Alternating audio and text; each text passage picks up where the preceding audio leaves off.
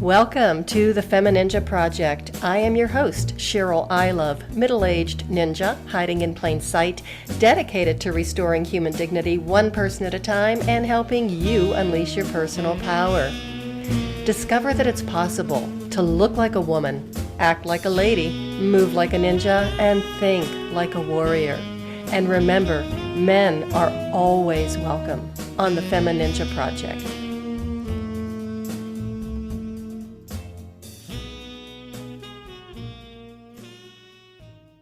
Welcome to another episode of the Femininja Project, and thank you so much for tuning in. I really appreciate it. And we have a fantastic and very interesting guest today. His name is Jeremey Carberry. He is a wilderness kayak guide, animal handler, nature freak, and animal attack survivor. He is also a certified wilderness first responder and the host of The Teeth podcast, which shares animal attack stories directly from survivors themselves. Wow, Jeremey, that's an amazing bio. And welcome to the show. And thank you so much for being here. Thanks, Cheryl. I think you made it sound more amazing than it is. So thank you for doing that. I don't know. I'm not so sure about that. I love animals. I love wild animals, especially when I'm hearing stories about them and I'm not really meeting them face to face. My experience with wild animals in the mountains is the occasional elk or deer, harmless. Sometimes once we ran into a moose, but it was enough of a distance away that I felt safe. But I want to hear about your own animal attack experience and how you got into this world of nature freak, loving the wilderness and loving nature. Tell us your story. How did that happen? Yeah, sure. Well, first off, it's really great to be here. And a lot of people ask me that, like, why are you so into being outside and animals? And honestly, I don't really know. Like, it's always been that way for me. Ever since I can remember, I was outside chasing snakes and frogs and toads and turtles and growing up in Ohio, especially in the summertime, like there was not enough hours in the day to go and watch animals and look for animals. So yeah, like me and my brothers and my cousins, that was just, we couldn't get enough. And I don't know. I think it's just it's just the fascination I've always had. My mom told me a story when I was really young. I found a garter snake, which is not venomous, and I was picking it up. But they still bite. And for some reason, I think I'm still like this. I'm kind of like, maybe don't learn from mistakes right away. So picked it up, got bit, and then picked it up again, got bit again. And then like a maintenance worker came over and like saw that I was just like this dumb kid picking up a snake and getting bit repeatedly and like showed me how to pick up the snake behind its head so that it can't whip around and bite me, And my mom told me that story. I don't even remember it. I was probably too young. But I think that kind of sheds some light on my fascination. Like I'm not necessarily afraid to get hurt or to learn the hard way. Well, and it also sounds like you're really not a fast learner, but of course you must have been pretty young at the time. But I think as someone who's very snake phobic, the last thing in the world I would ever do is even think about picking it up. And one time, I grew up in Pennsylvania, I told you that, and, beautiful big yard, very hilly, lots of trees, nice creek in the back. The copperheads just loved. And we had snakes all over the yard all the time. And you'd hear the high pitched, ear piercing, blood curdling screams of one of the sisters or my mother. And it's like, must have seen a snake. And we actually had a snake in our house one time. And it was it was a baby, but you wouldn't know it. The screaming, thank God my father was home. And I swear I know why he was losing his hearing when he was getting older, because living with all those women and the high-pitched screaming had to have done it. That's funny. Yeah. If I heard someone scream that they saw a snake, my dad would come out with a shovel to kill it, even if it was not dangerous, just because he didn't like being spooked by them. So if I heard him yell or somebody else yell, I would run outside and try to get the snake before he could get to it and then relocate it, like a mile away so that it could still stay alive. My dad wouldn't get to it before I did. Oh man. Well, I'm sorry you don't really live in my area because I had a snake in my garage, not this past summer, it was the summer before COVID. And my husband was in town, but he wasn't home. And it was just not a pretty picture. I was having just, it was embarrassing. Thank goodness none of the neighbors were home. But make a long story short, my husband finally did come home, corralled it, put it in a box, a little cardboard box, pushed it down the driveway, knocked the box over, and the snake just flew across the street, bound for freedom, and boom, got hit by a truck. Oh man. I didn't want him to die, but he should have never come into my garage. So anyway. So how did you go from chasing snakes in Ohio to being this wilderness and kayak guide? How did that come about? I think as I got older and, had every time I, had an opportunity to go explore something else or do something else, I would do it, like I got my driver's license. Now I could drive to woods and rivers and ponds further away. And then, eventually I moved out to the West Coast and then that was all uncharted territory, the mountains and the ocean. And I just, dove right in, literally and figuratively. So tell us about your own experience surviving an animal attack, a wild animal attack. So something I've run into in doing this podcast, and one of the reasons I'm doing the podcast is because I'm so fascinated with wild animals. And I feel like the media, they sometimes just give you kind of like a headline of what happened. And the headline of what happened might not be what happened at all. Like literally, they completely screw it up very often. And then the person who's writing the story, they don't even know anything about the animal that they're writing the story about. And it's just full of misinformation. Sometimes they don't even reach out to the survivor to actually get a, firsthand account. So I've been so frustrated with, hearing about these stories that are just not very accurate that I decided I wanted to make a podcast where I interview the survivors and actually learn about the context of the attack, why the animals attacked. A lot of people that I interview, they weren't actually doing anything super stupid, depending on who you ask. Some people that listen to it will think that they're being stupid just by being in the water with a shark or whatever. But generally speaking, they're not, antagonizing the animals that attack them. But understanding the context is really important to me, and understanding that wild animals generally don't want anything to do with us. Whenever there is an attack, there was a misunderstanding, probably got in their space. So yeah, I wanted to highlight that, that we can coexist peacefully with wild animals, and we should respect them and respect their space. And I forget the original question you asked. I kind of got lost on a tangent there. Oh, that's okay. I wanted you to talk about your own experience with the animal attacks, but since we'll get there in a minute, what you're talking about, like with the podcast and why you're doing it.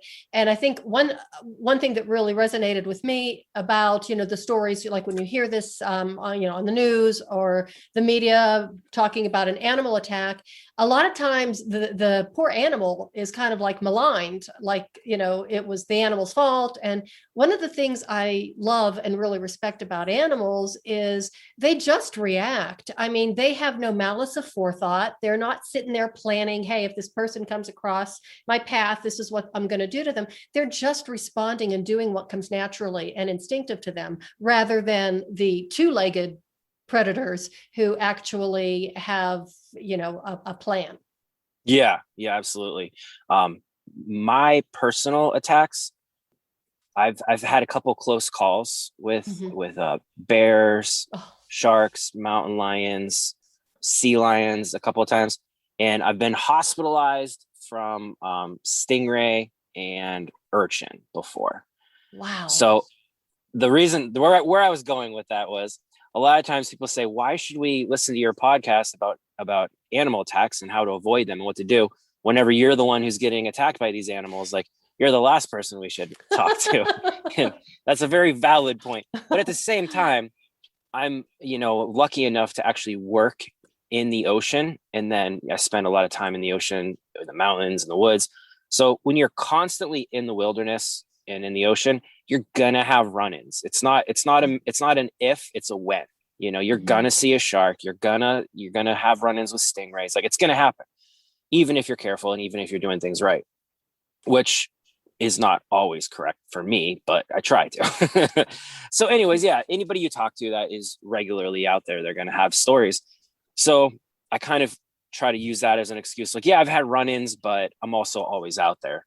Mm-hmm. So, and most of the run-ins did not result in me going to the hospital. So so sometimes I do some stuff right. I'm being defensive, and you haven't even like asked any offensive questions. Well, So I'll think of some offensive questions if I can come up with them. But no, okay. I find it fascinating because, I'm kind of like a girly girl. I like being indoors, but I do love the mountains. I love going out. I love hiking. And there's a lot of times, here in Colorado where my husband and I really love winter hiking too. And a lot of times we'd be on trails and going, oh my gosh, this is so wonderful. We're the only people around. And then all of a sudden I would just start to feel a little creeped out because I'm like, well, we think we're alone, but, and so I'm looking around and, the trees start making those creaky noises. And that's when I get nervous and want to turn around and go back home. So. Yep. I know that feeling. I'm sure you do. But I think of what you're offering with the podcast is you're offering information and educating people of what to expect when they are out in the wilderness or in the ocean. Yeah. And to go back to like me personally, I'd say the most painful one was a stingray. And every time I told somebody, that it's happened twice, actually. Every time I tell somebody, I got stung by a stingray, they always bring up Steve Irwin, because he's just always going to be linked to that animal. And it's really tragic what happened to him. And people also think of stingrays as a deadly animal, and they're not. They're really not deadly. In fact, in all of recorded human history that I can only find maybe a dozen people that have died from being stung from stingrays. And usually it's a bigger species of stingray, like the one that got Steve Irwin. And it's not the venom. There's a lot of misconceptions that the venom is deadly.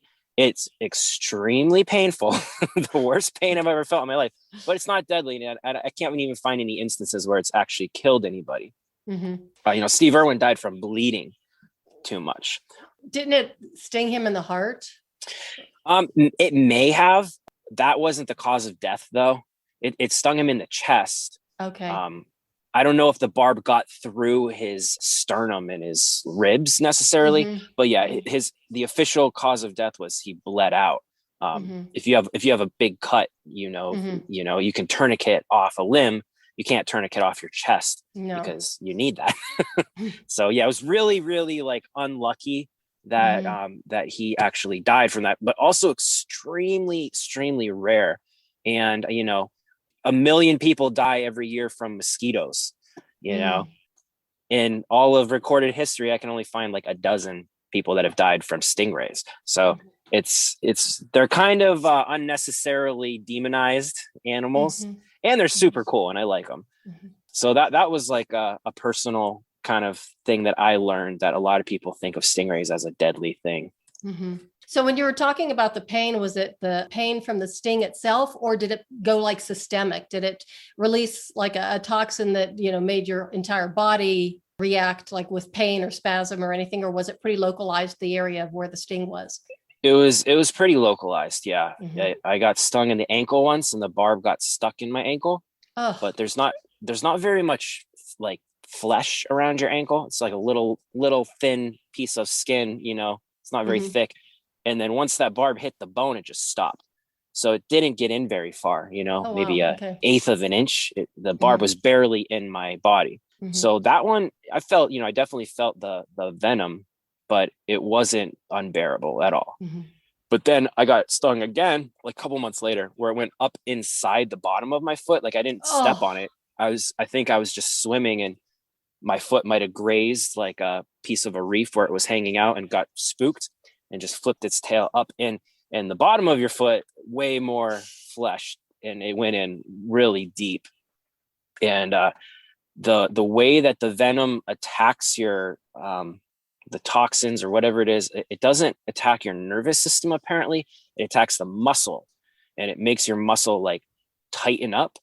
and Uh-huh. it's an unbearable pain, and the EMTs like wouldn't give me any painkillers, even though I was begging, because they said it's not going to help. Like the painkillers are for a nervous system.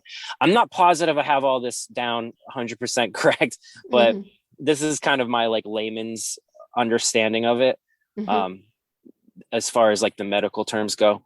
But Hmm. yeah, that pain lasted for about 6 or 7 hours, just with little to no relief. It was really brutal. Oh, God. Well, even if the pain medication really doesn't affect the muscular system, it's all connected. If you give somebody the pain pill, it would relax the nervous system, which would impact the muscle. So, but that's from my medical background. I'm not a Yeah, doctor, nor, but just my experience as a PT and all that. But yeah.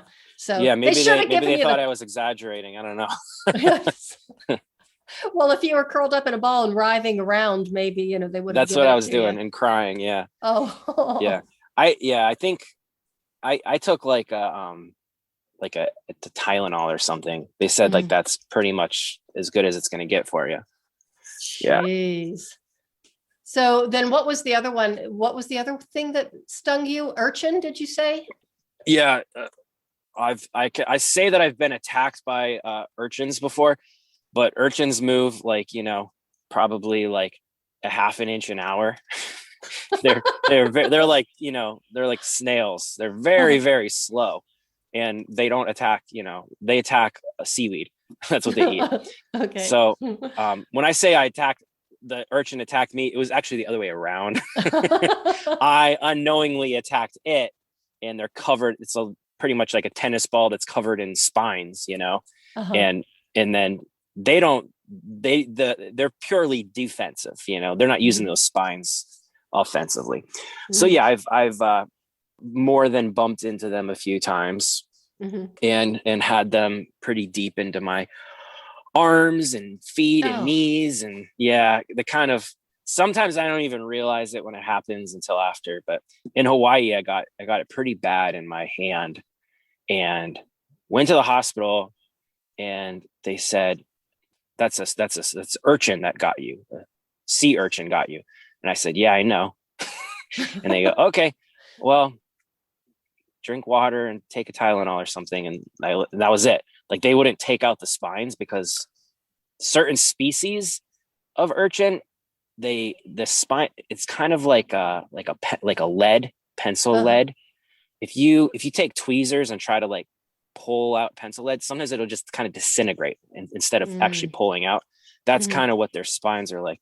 So the doctor at the hospital said, yeah, you just have to wait until the spines integrate into your body, which sounds like some kind of like Marvel superhero thing. Yeah, or it sounds kind of sounds creepy. So your body kind of like absorbs it and dissolves it and takes care of it on its own.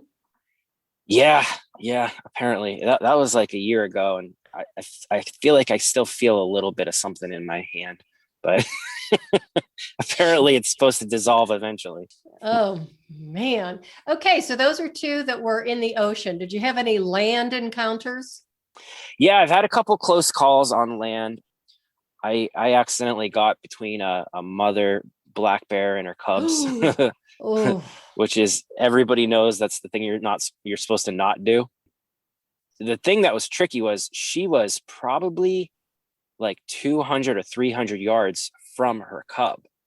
So Hmm. it was like a football field away, and I got I just saw her staring at me, like glaring Oh. at me, after I had kind of been aware that she was over there for a while. And I just said like, oh, that's not normal. Like, if anytime you see an animal change their behavior, you're too Uh-huh. close. Yeah. Even though I was far distance away, I knew like something was wrong. And I saw she had two cubs, and one cub was next to her. And then as she's staring at me, I'm thinking like, oh wait, where's the other cub? And then I heard a branch snap behind me, and I Oh. didn't have to look around to know that was the other cub. That's why she's staring at me right then. So she gets up on her two hind legs, comes down, and just slams the ground. Even though she was a couple hundred yards away, I could actually feel the ground shake when she did that. Oh or it my was God. psychosomatic, or I was just imagining it. I don't know. Either way, it was terrifying. She did kind of a low grunt, and as soon as she did that, those two cubs shot up the tree. They shot up probably 4 or 5 stories up a tree in like 2 seconds. Like it was so fast. They knew exactly what that meant. That meant, get up in the tree right away. And I wanted to run up the tree really fast too, but that didn't work. So I kind of backed away from the cubs and away from her, like kind of slowly keeping like facing her. Uh-huh. And fortunately, that was enough to appease her. She didn't have to come and teach me a lesson. Oh, I can't even imagine. All I wanted. Did you have to change your pants when you were, finally got to a place of safety? That's all I could think of. My heart was beating pretty fast, and yeah, your heart beats fast, and then your head starts to pound because Yeah. there's so much. Yeah, that was happening. Yeah. Yeah, but then once you got to safety, when that adrenaline kind of exited your body, did you feel like you were just run over by a truck?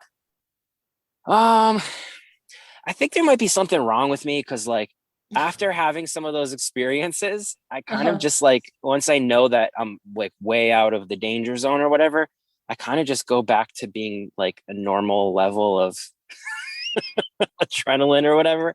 And I think maybe I'm supposed to stay scared, but I thinking back on a couple of these experiences that are similar to this, like the next day I'm out there again and not really definitely being more careful, but not necessarily like afraid. So what that tells me is you are a very healthy person and you have a very well organized nervous system Hmm. because it responds and you protect yourself. It does what it's supposed to do, helps you survive, and then you calm back down and go back into what we call homeostasis. So everything's cool, but most people would still be traumatized and would still be drooling on their t-shirt. This is an extremely fascinating topic that I get into with the people that I interview. Mm-hmm. And I think of everyone that I've interviewed, there's only been one who is not like me that just gets back out there and is fine with it. Only one person I talked to, and she was inside the mouth of a humpback whale for a couple seconds. And I talked to her a month after it happened, and you Uh-huh. could tell that she was still upset by it, traumatized by it, and was not too excited to get back out on the ocean ever again. Oh my God. How did that happen? They were in the wrong place at the wrong time. A humpback whale came up to eat a bunch of fish. They opened their mouth real big. They could fit a Mm-hmm. car in their mouth if they wanted to. Uh-huh. And these two women were on a kayak right above where the fish were. So it swallowed the fish and the kayak and them, and then Oh, closed its mouth and went under the water with them in its mouth. oh, God. They both had personal flotation devices on, life Mm-hmm. jackets, and they Mm-hmm. were buckled. Both of their life jackets were buckled. And because of that, they're both convinced, and I'm convinced too, that's kind of the only reason that they're alive. Because Mm-hmm. even though that vortex of the whale pulling them under, the PFD was able to pull them up towards the surface. And they said they didn't even know which way was up, Like if you start swimming, you don't even know if you're swimming up or down or Right. sideways.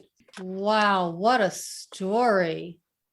So So do yeah, you to answer your question, I definitely think that a lot of people that are outdoors all the time, when something like that happens with an animal, it's very clear. Like that mama bear was telling me, I don't speak animal or bear, but there was no doubt in anybody's mind. She was saying, "Get out of here, get away from my babies," And I Mm-hmm. understood that. It was very clear.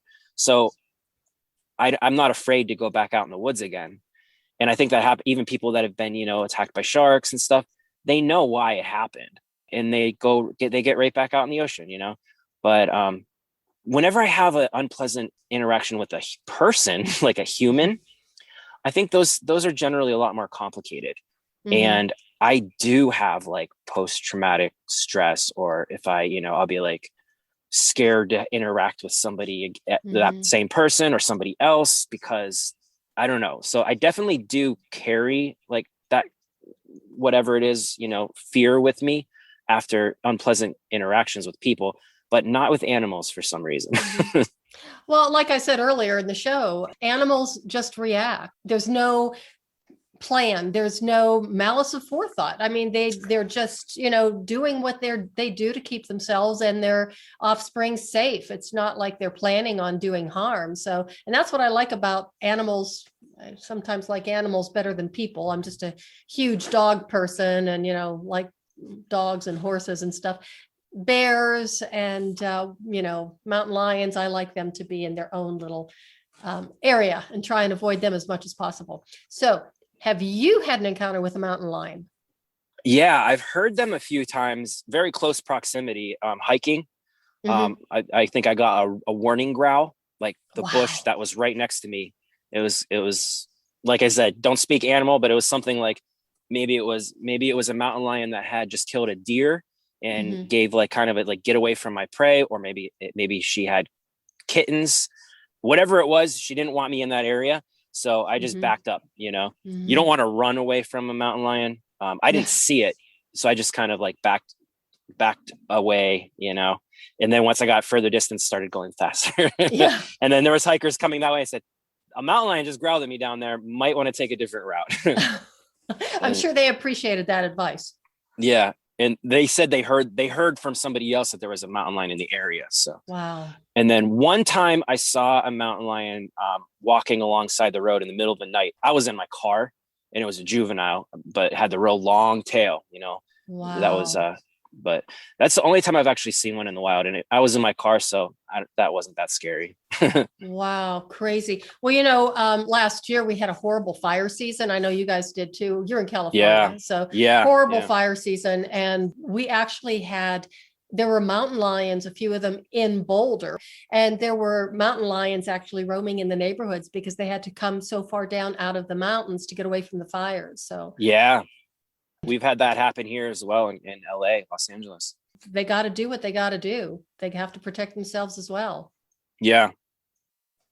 So, yeah, there was one living under someone's shed in the Hollywood Hills, and they had like animal protective service like trying to coax it out. It's just like growling at them like, this is where I live, leave me alone.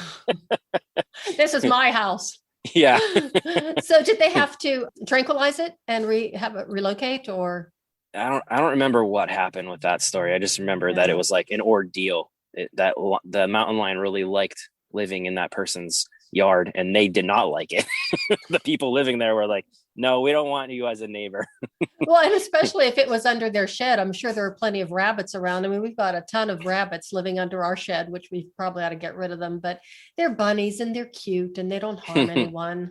I know they're ruining the grass, but still they're cute and I like to look at them.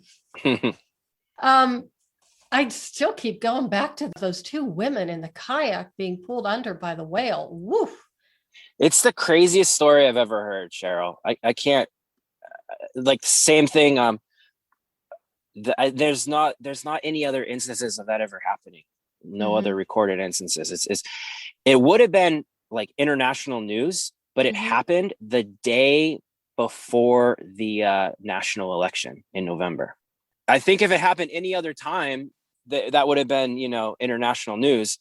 And it was international news, but not like, everybody didn't know that it happened. And it also, the media screwed up the story. They didn't, of course. They said, that a whale knocked two women out of their kayak. They were inside the whale's mouth, which is way crazier of a story. But the media got lazy. They were just like, they watched the video from one angle and it looks like they just fall out of their kayak. But if you watch it from another angle, and if you watch it, the woman had her phone on her chest, or like on her neck, around her neck, and it was running video in a waterproof case. And I met with them and they showed me the video. You can see humpback whales have baleen. They're not teeth. They're kind of like a filter. It's made out of same thing your fingernails are made out of. It closes and you can see from her camera the baleen from the inside of the whale. Like they were trapped in there underwater. You have to like slow it down because everything's moving around so fast and there's thousands of little fish everywhere. But yeah, I was like, well, there's the proof. Like they were literally inside the mouth. And they knew, the one woman knew that she was inside the mouth. The other woman, she didn't even know, like, because it's so big, and all she knew was she was being, sloshed around in all this water. But it's pretty fascinating to me that at least like the local media that I found the story on, and heard of it, they all completely missed the actual story, which is way crazier than their quick little attention grabbing headline, you know? So where did this happen? Was this in California or was this in Hawaii or? This is in California. Yeah. Humpback whales feed here in California. There's a lot of fish for them to eat. Mm-hmm. And it happened at a place called Avila Beach, mm-hmm. which is maybe 2-3 hours north of Los Angeles. Okay. So do you happen to remember the name or the number of the episode? So our listeners could look that up, go to your podcast and listen to that episode. Yeah. It has not been released yet. I'm still kind of editing it together. Uh-huh. I want to make sure that I accurately report the story unlike Somebody everybody else. Right. Yeah. Yeah. So it'll be out in the next month or two. Okay. Do you know what number episode it's going to be or? No, I don't. It'll be the only one about a humpback whale because humpback whales don't attack people. They don't, you know? Okay. So.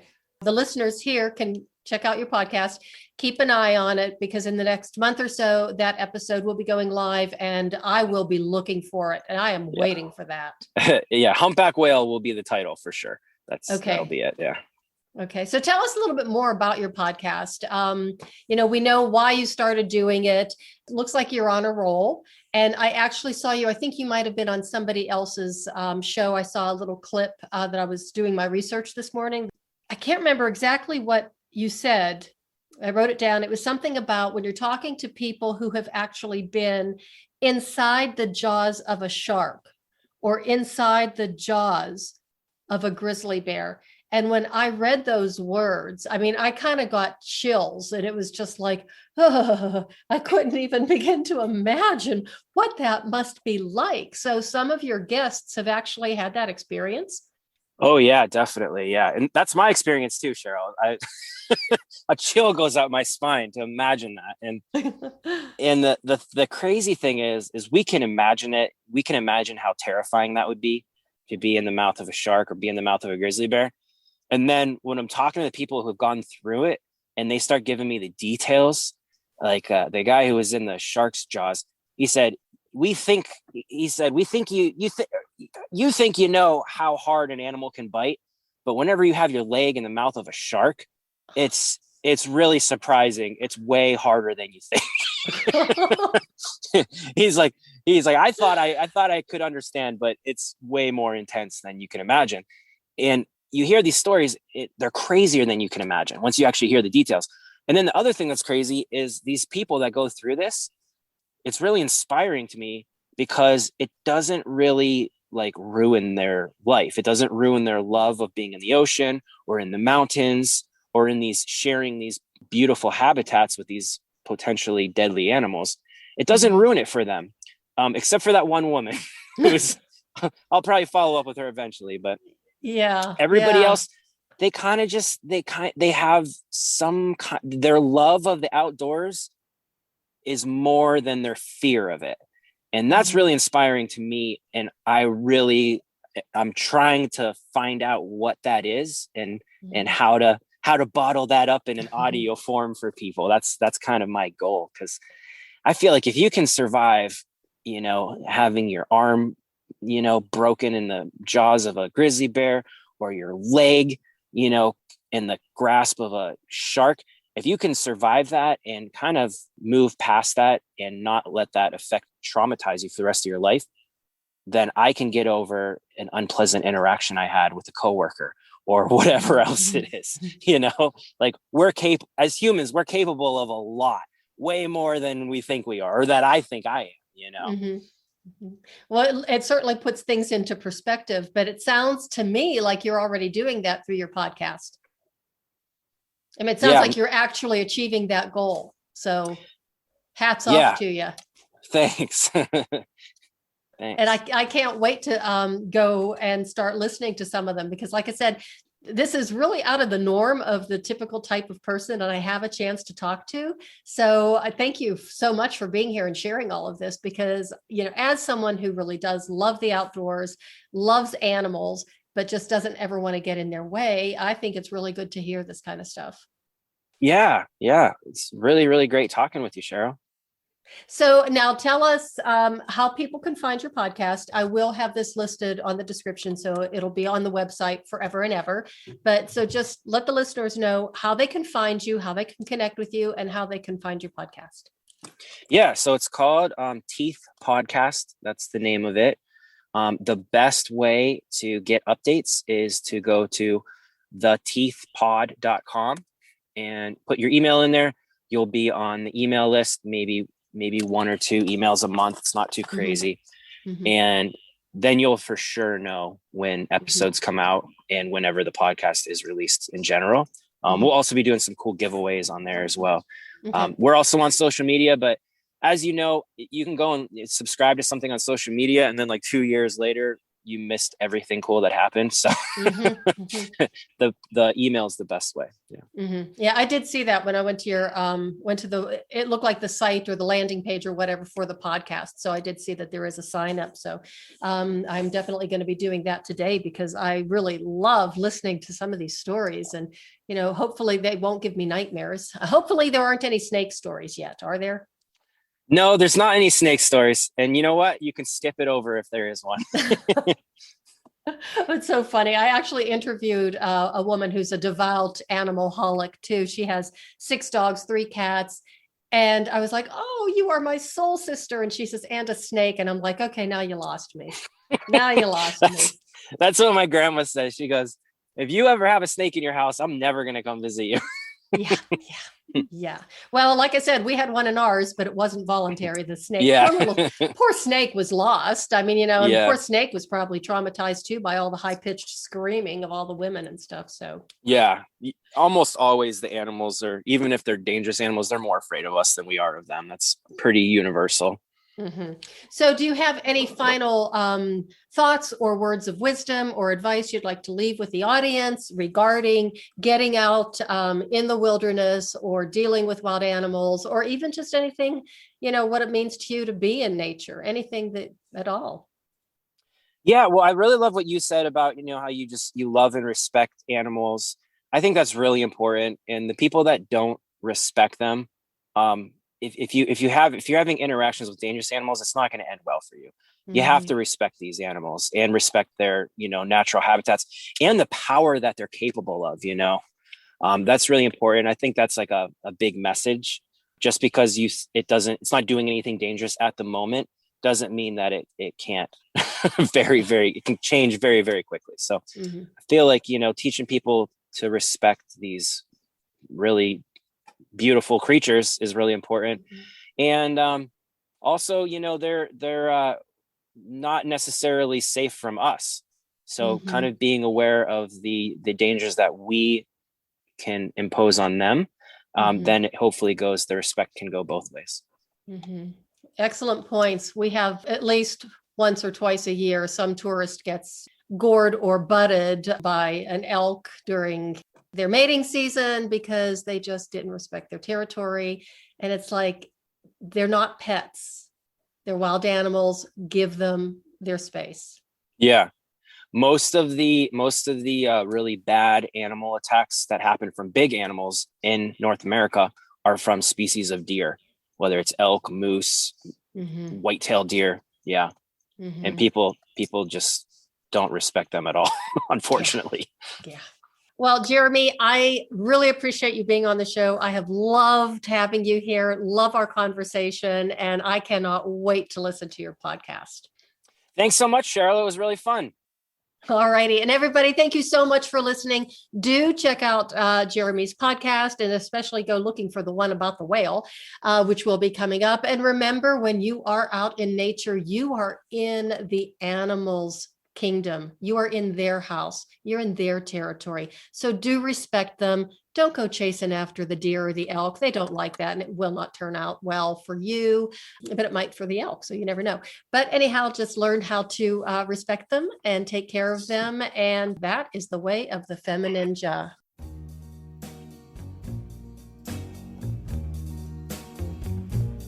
And that's a wrap on another episode of the Femininja Project. Thank you so much for listening. And remember, be safe, be strong, and until next time, Bye now.